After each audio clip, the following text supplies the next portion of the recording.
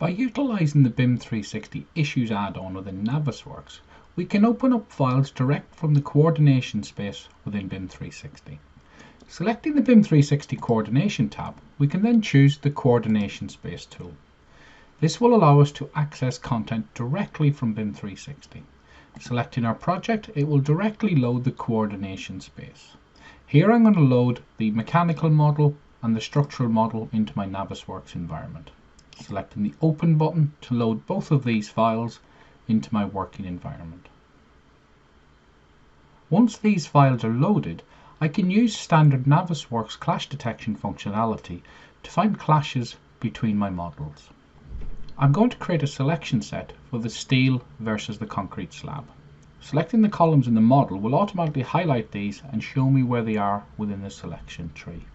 I can then choose the Save Selection button and give this selection set a name. For this example, I'm simply going to call it steel. I'm then going to choose the slab within the model as well. I'm also going to choose Save Selection and give this a name.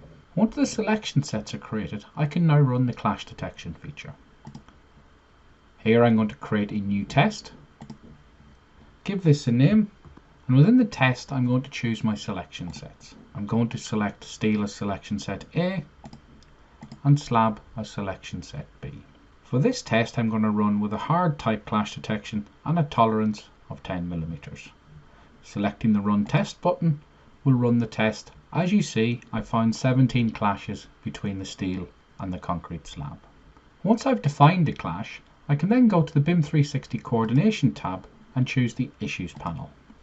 This will then allow me to create an issue based upon the position of the clash that I've identified.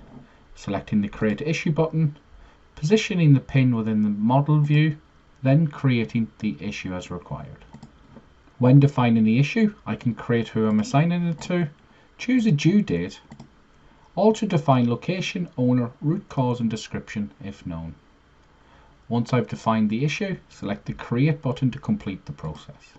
Checking back within the desktop environment, I can go to the Unified Issues tab. As you see, issue ID 33 is now visible within the desktop environment. Reviewing the issue, I can now make any changes to the information and also change its status. In this example, I'm going to change it to Answered. I can then assign it back to the student, add any comments as required. Selecting Done will then update the issue status. Reviewing the issue back in Navisworks, I can use the Refresh button on the BIM360 Issues panel to update the issue status. You will now see that issue number 33 status has now changed to be Answered. With the BIM360 Issues add-on, we can now see the unified information across both platforms of Navisworks and BIM360.